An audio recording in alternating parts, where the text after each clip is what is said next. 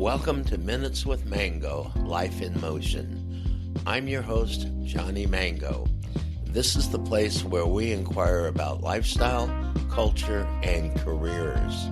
Weekly, we meet with new guests that make a contribution of their insightful stories about their careers and how those careers impact their lifestyle and culture. Hello, everybody. This is Johnny Mango. And today we are going to have an interesting conversation about healing in life from somebody who has been through a lot, actually, and can really contribute to how folks can heal themselves and work through a number of different relationship issues. So I'd like to introduce you to Felicity Nicole. Hello, Felicity. Johnny, thank you for having me. I'm super excited to be here. Well, good. I'm happy to have you here too. You know what we like to do here at Minutes with Mango? We always like to start off with our guests to share their journey. So if you take a few minutes and tell us a little bit about your life and how you got here. Absolutely. So I am a childhood trauma domestic violence survivor. I witnessed my father at the age of 10 attempt to murder my mother. From there, he would vanish for about 12 years. We would raise ourselves because my mom would check out emotionally. Very highly toxic, unhealthy coping mechanisms as kids. And I explain on my speaking journey as a speaker that you witnessed a little girl in my first book, Pieces of Me. You watched a little girl, Wheezy, build a life based off of circumstances and patterns and being groomed into the role of being nobody, gonna go nowhere in life. And I would fit that really well up into the point of when I left my ex-husband, my abuser, when I decided to take my power back and do the healing work, confront those shadow sides of ourselves. It's been about 15, 16 years of healing to get to where I'm at. Well, how long were you married? I was married to him for 10 years. 10 years. Mm-hmm. And when, just out of curiosity, when did you start to realize that you were in a relationship that maybe wasn't the best relationship? This is an awesome question because women can relate to this. I knew immediately, I would say my son was probably about 1.5. And I would leave that marriage when my son was 6 or 7, to give you an idea. So about 4 or 5 years, you went through something. Mm-hmm. And how long were you married before you had your son? Well, we were together for a full 10 years, so do the math. Okay. Yeah. So, and it's funny because I didn't see the red flags. I chose not to see them. We call it limerence. I created the vision of, I looked at him through what I wanted him to be, not what he was actually. And there are so many good qualities about him. I don't want to talk bad about him. Right. Very good qualities. But unfortunately, when you're dealing with somebody with addiction, that addiction will just overcome them. And it became so toxic and unhealthy and abusive. And he took everything from me, mentally, emotionally, financially. Well, I'm sorry to hear that. That's so, your books talk about PTSD. Can you share some insight on PTSD and some wisdom regarding PTSD? Absolutely. So as a childhood trauma survivor, obviously, I have something called CPTSD, which is complex post-traumatic stress disorder. And what happens is through obviously a traumatic event of sorts, PTSD will reshape the way our brains, our frontal lobe, will process life. And then if we don't learn to heal our PTSD, we now function through life through a different lens. And that will incorporate into our relationships, our work environment, our health as well, because trauma is stored within the body. As the book, The Body Keeps the Score. So for a long time, I had PTSD, didn't know it, was living a life based off of this, what would you would like to call survivor skills, scanning a room, making sure I was safe, becoming invisible when I didn't feel safe. Do you until you Yeah. can, yes, yeah. Wouldn't leave the house at points if I didn't feel safe where we were going to go to. And that's very common. And I work with a lot of women like that. Now, I did the healing work. It does not control me like this anymore. Down to the triggers, the little triggers, they don't control me anymore. Um, so as a person that's done the work, I can now advocate for women and men, but mostly I work with women, uh, moving forward and going step by step and doing the healing journey. You have to be Wow. patient with yourself and have compassion. Yeah. Wow. That's fascinating. I have some family members that have gone through less about inner relationship trauma, but work trauma, Mm-hmm. where they've had jobs that in the medical field where they're dealing with a lot of trauma, and they they have a pretty been pretty much diagnosed with PTSD because of the trauma, and I know one of them has a hard time driving the car because of it. They've been to so many traffic accidents and pulled people out of situations that it's almost like, is it going to happen to me? Mm-hmm. That mentality of like you talk about scanning the room for threats. Mm-hmm. They're kind of scanning life for the next threat that they've observed and how that's affected them emotionally. Well, how does one get through this? I mean, I know this isn't a 2-second conversation, but give us kind of a thumbnail sketch of how somebody, if they realize or if they're diagnosed or whatever, So that with let's, some type yeah. of trauma, how do they start to transition? Where do they go? What do they do? So hypothetically speaking, somebody decides to take control of their life and see a therapist, right? That's where Yeah. we would typically begin. The therapist would maybe consider diagnosing them, psychotherapist, with PTSD. From there, they would work with their therapist if they choose to, confronting those shadows, those inner parts of ourselves. I'm going to go really deep on this, where those moments happen. Because what you want to do is you want to reconnect with the moment, with the trauma, and you want to recreate the story around that. Does that make sense? Yeah. Yeah. So I'm going to go inner child for a second. Yeah. So for me, I had to eventually face the little girl, that 10-year-old that saw her mom with her head split wide open with blood coming out. I had to go back to that moment and change the story around that. I had to go back to the moment in life at the age of like 13, 14, 15, where I was told I was going to go nowhere by teachers and things like that.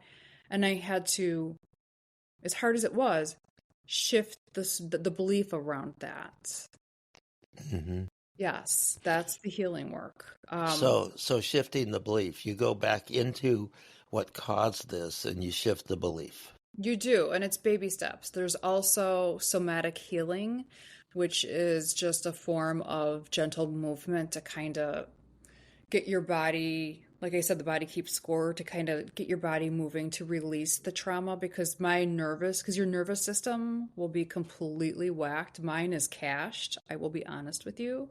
My nervous system is toast. So I have to always do somatic movements, which is I will say, a slow type of yoga. I see a chiropractor as well too, because um, your body, it will hold on to it. Our sacral chakra, our hips, That's where we store most of our trauma, our emotional. So it's not uncommon for people to have really tight, you know, um, issues with their hips or their gastrointestinal issues, things like that that pop up because if we don't address this, it's going to start to emerge into physical and or emotional symptoms, which is where we call it dis-ease. There's a dis-ease going on in the body if we Right. ignore. Yes. So many different modalities. Cognitive behavioral therapy. I had to go through that. Mm-hmm. So, one interesting thing that I just heard from you is that when somebody is exposed to this type of trauma and they have developed PTSD, that it affects the nervous system in a deep way that doesn't just shift automatically. It seems to live with inside you in your nervous system. That's what I'm hearing from you. That Mm-hmm. I think I just heard from you that I still deal with that, John. That part of life. Mm-hmm. Is that correct? It is. And, it's interesting that we're talking about this because I'm starting to venture down this avenue when it comes to healing my body. Because even though that I've gone through the emotional part of it, I don't know if our body will ever. This is where I'm at in my healing journey. Will it ever let it officially go, or does it always remember? Do you see what I'm saying? Yeah, yeah. Yeah, it's like I think it always remembers. And there will be a certain part of the day where I can feel my nervous system is just starting to crash.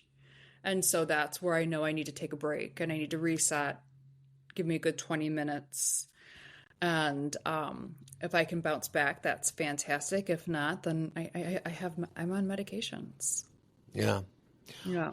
Yeah, I had a situation when I was very young, and my parents lived behind a retail store, and it was actually a liquor store.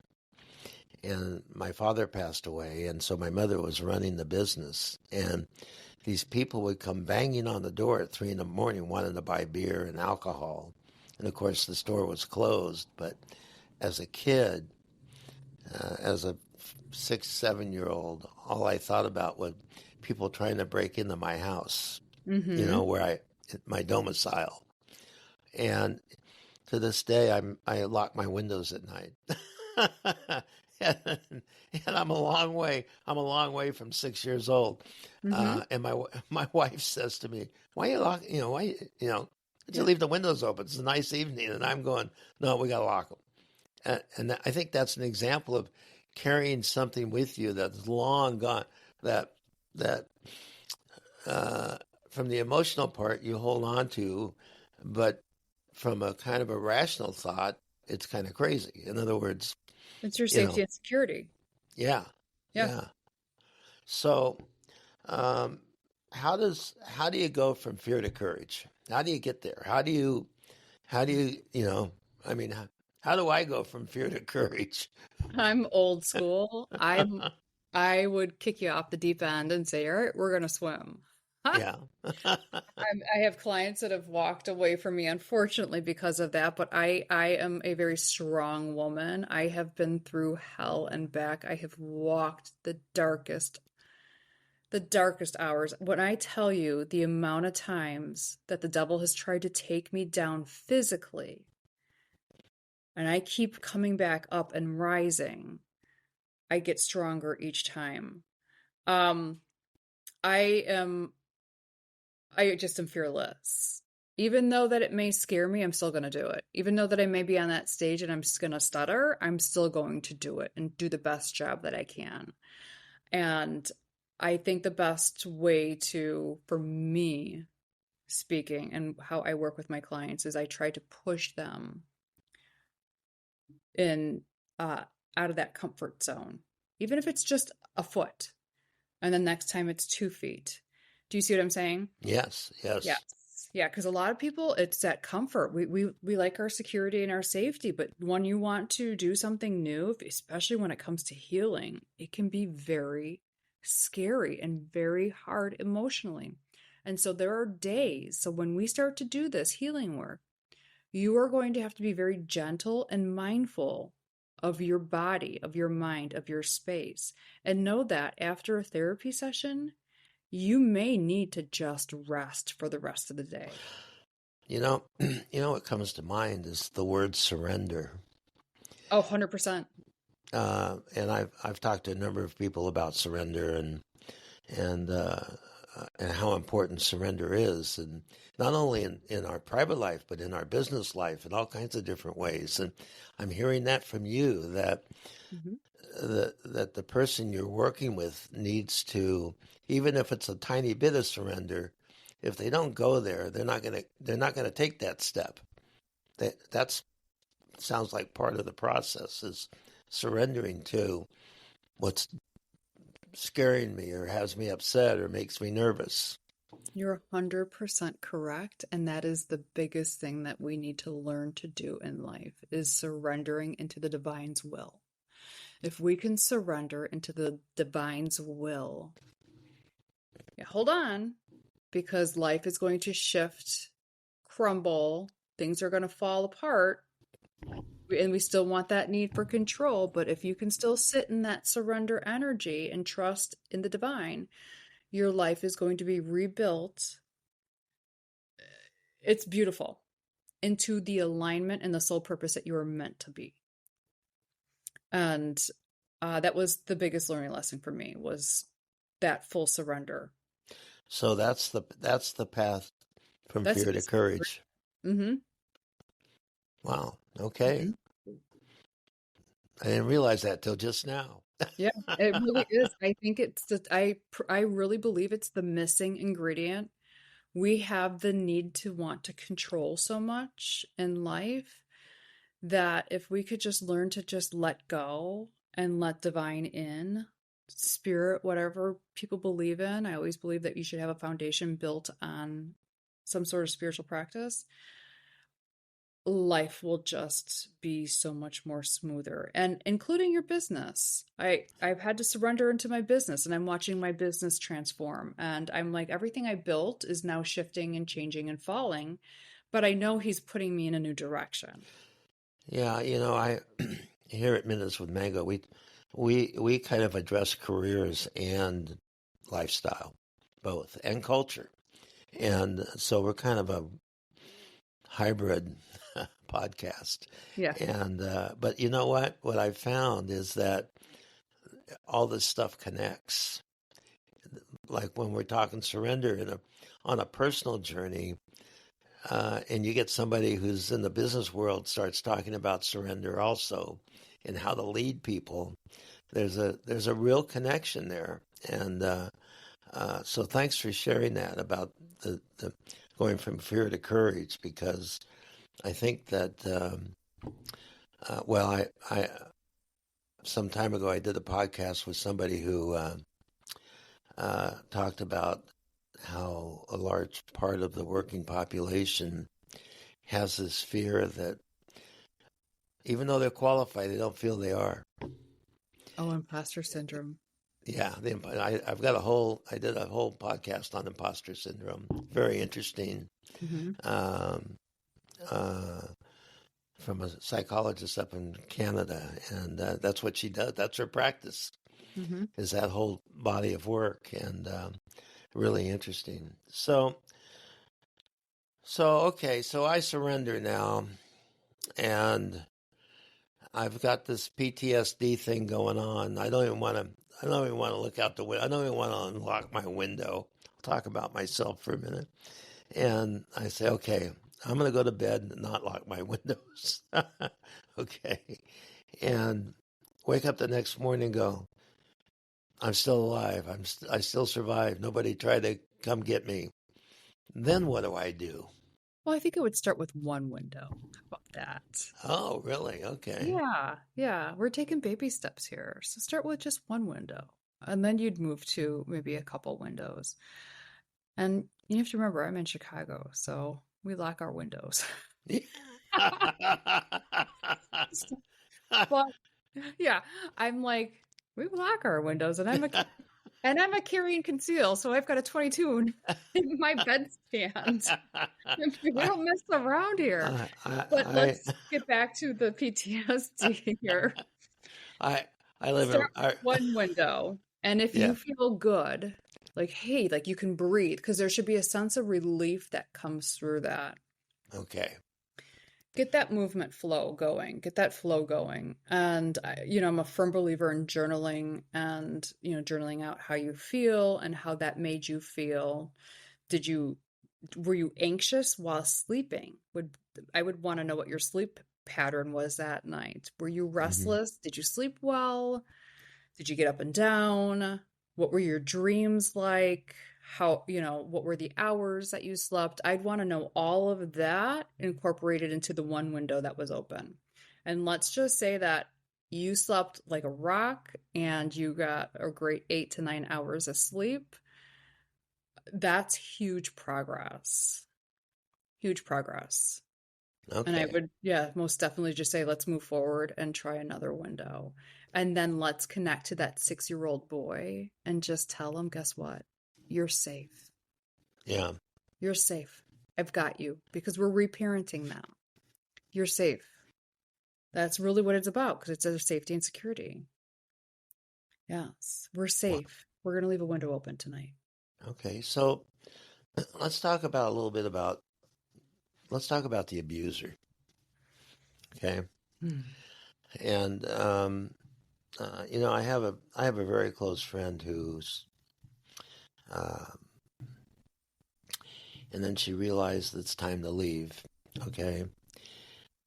And but I can still see the angst. I can still see the angst, and you know, I try to talk about forgiveness, and it doesn't go very far. But I'm not a counselor, okay? So let's talk about how does one process forgiveness, and how do they practice it? I want to use her as an example. Um, so you can still see the angst in her eyes, the pain, the suffering, correct? Yep. Yeah, so she hasn't even dived So into let me just clear the them. air. That's Yeah. my perception. Okay. Okay. Okay. So, forgiveness starts with, in my opinion, forgiving ourselves, having compassion for ourselves, understanding that we were in a situation that wasn't healthy for us. We did the best job that we could do, but now we're moving forward because we love ourselves. So it's really about self love. Forgiveness is when you're starting to unfold it like an onion and having that compassion and filling ourselves up with that. And then once we can get to that point of now looking at our abuser, because I have forgiven mine and I do love him. He's the father of my son. And I like, peace out, buddy. I don't want to be with you, but I love you. When you can get, oh, that feels so good. That's your heart chakra. That's right there. When you can get behind that pain and push that love out, that light out, you are doing divine work. That is Christ consciousness love that you are pushing. And guess what? It gets even beautiful. It's only going to return to you tenfold in some way, shape, or form. I can't express that enough about doing the work, the healing work, in order to get to that place of forgiveness where you can look at everybody that's abandoned you. Johnny, I've been abandoned by everybody that is supposed to have loved me in my life. I'm 48 on Monday or Sunday. Happy birthday. Yes, thank you. And everyone that is supposed to have loved me has abandoned me, has turned their back on me. But one person has never done that, and that's God. He's been with me the whole entire time. So I have a question. In one paragraph, you talked about chakras and you talked about Christ. Okay, so there's a lot of people out there that think those are two distinct things, and maybe they are, but um, some people see chakras as some kind of woo-woo kind of thing, and some people see Christ as some kind of invisible, non-existent thing. So how do you put those two together? Well, it's spirit, right? Holy Yeah. Spirit. I do believe it. I believe the kingdom is here, to be honest with you. Thy kingdom come, thy will be done. We can go down that road. I believe the kingdom is here. It's the way you choose to see it. I can see spirit in the souls of many people. Yeah, I do agree with you. When people talk about Reiki and chakras and things like that, it doesn't coincide with Christianity. And I've been turned away from many podcasts about that because I am a healer, a gift that God gave me at a very young age. And I do not take credit for that when I work with my clients because I believe that I am just the conduit for what the vine needs to like work through me. Um, but we do. I I don't want to apologize for it, but Well, we you're do. welcome here. So, Yes, we do have an energy body is yeah. what we'll call it. We do have an energy body. And when those energy bodies are blocked, we are unable to fully be in our, you know, healed state, that state where it's complete flow. We're able to forgive. We're able to be in our truth, our soul purpose. So I have to share with you. Um, I've had two different people on my podcast. One was a shaman, Yeah, love it. and one was admittedly was pretty much Christian right. Okay, and they both talked about how the real message of Christ was about this whole surrender thing, Mhm. okay, and forgiveness, and how our culture has completely turned that around. And I came, I came to the conclusion. I found myself saying both times. I'm going to say it again to you. I think the apostles got it wrong on the messaging. I think Christ showed up with a message, and I think I'm starting to think that the apostles got it upside down. I don't Oh, yeah. know. Yeah, You don't have to respond to that. I'll probably I take it out, know. but I know. No, so oh my God, that's a whole other podcast because I know. I know, right? Yeah, Um, well, you have to think, so let's just go there for a second. We're born flawed, right? We're born imperfect. Even the apostles, they were just followers of Christ. right, So they may have taken their interpretation of what Christ's teaching was based on the books of the Bible and put it into their framework. That's right. me. That's the way that's the way I interpret it when I Yep, read the books of, Matthew, John, blah, blah, blah. yeah. But I do agree with you. I'm going to go with Mary Magdalene. She had it right. Okay, we're going to do another podcast on this. I know because Okay, you do yeah, that. we're going to do that. We'll set it up because I'd really like to explore that with you. Mm-hmm. And so here I am in a toxic relationship. How do I break free of that? What do I do? How does one do that? And even my friend that I told you about, who really is, you know, she has children with that father that created that abuse. And how does one break free of a toxic relationship? How does even though they even though they've left the relationship, but maybe we could talk about in the relationship breaking free, post the relationship breaking free. It goes down to our self-worth and self-love. So unfortunately, in most abusive relationships, that's the first thing that your abuser is going to steal from you is they're going to kill your self-worth. you're not going to have any idea of who you are and what your value is. So that's where we need to tap into ourselves and learn to love ourselves, which is where I turned to Christ. And that gave me the realization that I'm worth more. I know I'm meant for more. I can feel it. And that gave me the courage to leave. When we can finally love ourselves, fully love ourselves, you're choosing yourself. And that's when you should be able to walk away. Okay. Because you have So, to learn to love yourself enough to have healthy boundaries and choose yourself. But there's work that has to be done in between there to get to that place. right. Yeah, I've got a funny story I'd love to share with you. Yeah, sure. So I'm divorced, and I took a solo vacation last week. I took a 5-day solo vacation to Little Palm Island outside of the Keys in Florida. And it's an adults only resort. And I get there and I'm like just basking in the sun, and I'm realizing that I'm surrounded by nothing but couples.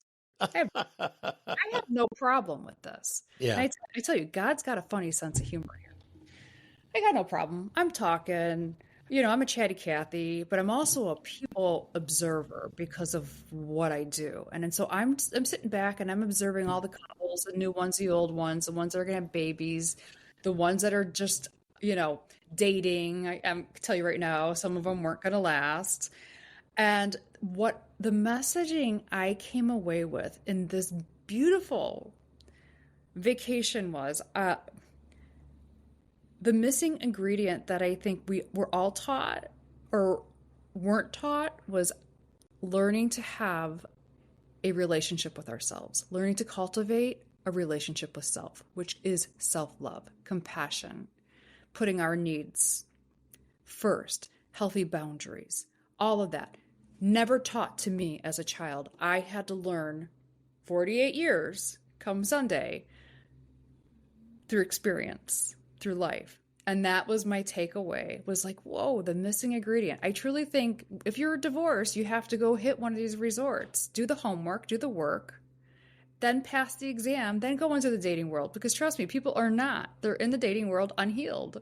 And that's the problem, But this vacation, I'm like, all right, God, I get you. I get you. I see what you're doing to me. I love it. Thank you for the messaging. I'll write an article on it, submit it.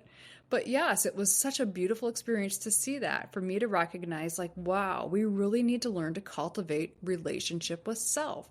And as women, and I'm sure men would agree, when we are in relationships, we can have the tendency to lose ourselves. Wow. So you're describing walking dysfunction. Yes. That's the label I put on it just now, is walking dysfunction. We all are. Yeah. We all are. Let's be honest. I still have work to do. I know that. Yeah.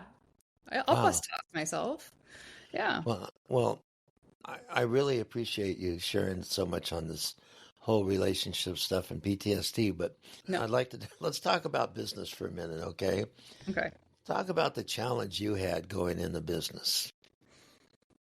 Oh my gosh. Yes, let's dig into this. I started my business. I queried my memoir right before COVID hit. And I heard back from somebody in New York that said, we're not saying no, but nobody knows who you are, and memoirs are hard to sell. And I'm going to tell you right now, as an indie author, it 100% is true. It's very hard to sell. So I had asked my husband, can I quit the veterinary industry and begin to build my business? And he said, absolutely, fully support you. And that's where the brand She Is You came into. It's a magazine, a community for midlife women that are seeking, the 4 pillars of life: love, spirituality, career, relationship. And through this journey, was severely sick. The struggles were hitting me so hard, in and out of the hospital, in and out of the hospital for 4 or 5 years, in and out of the hospital. And I never once, Johnny, gave up. I would hold Zoom meetings in the ER as they're putting catheters in me. I never once gave up. Did I have a setback? Absolutely. Did I refocus and shift gears? Absolutely. Have I learned some great business skills? Absolutely. Am I in the process of completely shifting and rebranding everything? Yes. There's nothing wrong with failure in business because it just means that you're growing, right? Right. Yeah. And you're learning. I've worked with a lot of entrepreneurs over the years, and that's the magic is never give up and never give up on failure No. either. Mm-mm. You either work through it or you ditch it, but you keep moving on to something else. Absolutely. You don't run and hide. So you've had some time to work on your business, and you started your business when you were in your marriage. I did, yes. So I started the brand, yes, to get the Uh, visibility, and the book then was picked up from a publisher, and you know, all fine and dandy. You can find it on Amazon, Pieces of Me, authored underneath Felicity Nicole. But yes, I did. I started it during my marriage with a blended family, yeah, yeah. and my husband at the time, very successful businessman himself, great business. And I loved the experience of growing it. I loved the foundation I built, very strong foundation.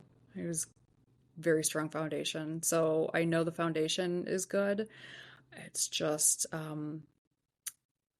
I could use a sugar daddy to back the brand. Okay. That's what it comes down to is, how much money you're going to continue to put into building a brand. Yes. Yes, yes. And so that's where you have to really be reasonable and logical with yourself. And that's when I had to shelf the magazine and give myself compassion, people. As hard as it was, I didn't consider it a failure. I did it.